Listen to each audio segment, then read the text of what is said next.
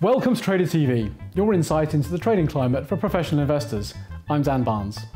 To deliver best execution in volatile markets, traders must have the ability to segregate between high-touch trading, whether voice or electronic, and low-touch, more automated trading across assets. To discuss how to build that trading operation, we're speaking with Christoph Hock, Head of Multi-Asset Trading for Union Investment at the FIX Conference in London.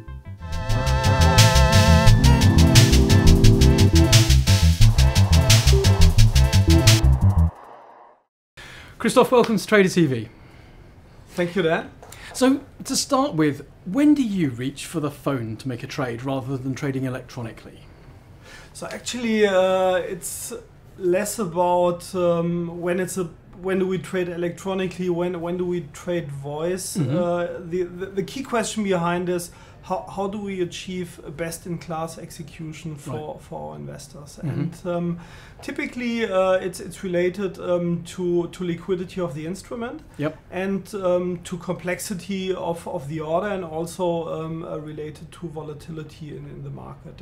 So these are the three determining factors whether to make use of electronic pipes or whether to make use of voice, and that's something which is not just applicable for fixed income markets, but it's a phenomenon you see across asset classes. So there's a perception that equities is very electronic, but of course if you're trading small caps or very large blocks, that might sometimes be better done with a voice trade. So when taking, for instance, highly illiquid small cap names in the equity space, where your portfolio manager has potentially a 2% stake of the company as a position in the portfolio, there's no way that there's a possibility to get this position done, to sell a position like that purely in the lit market on the primary exchange. You need to have a network.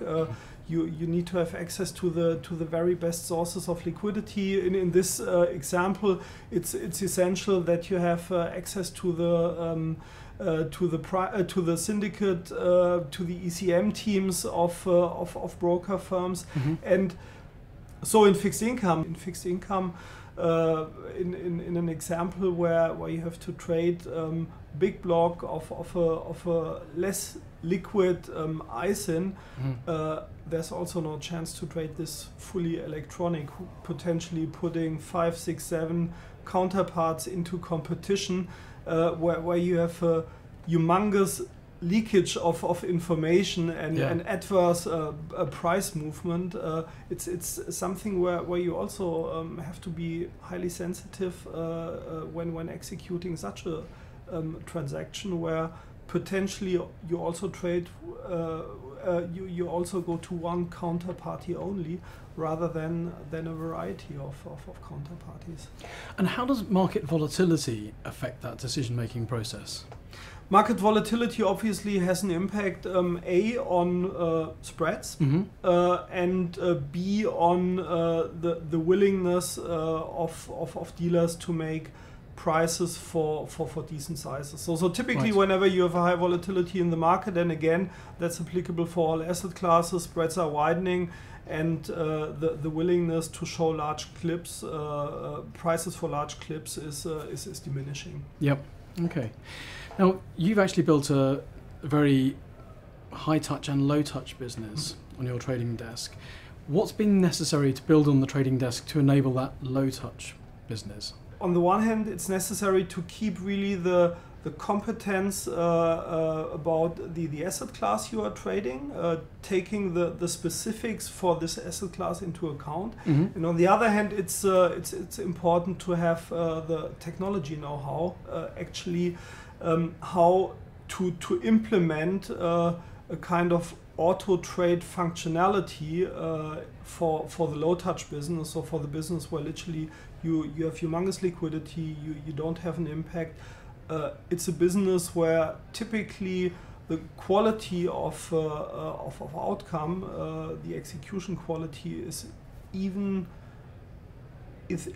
equal or even a touch higher than when being traded by humans. For the investor, that's the key message, regardless whether low touch or whether high touch business, it's essential that we deliver best-in-class service to them.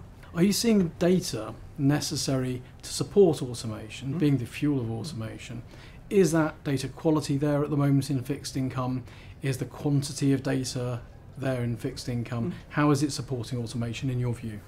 So data is in general a key driver for the entire business, regardless whether it's low touch, regardless whether it's high touch, regardless whether it's fixed income, FX or equities. Price discovery in this context to mention, and on the other hand, optimal sourcing of liquidity, so finding the right execution style for each type of order is really supported by having a good aggregation and quality of data.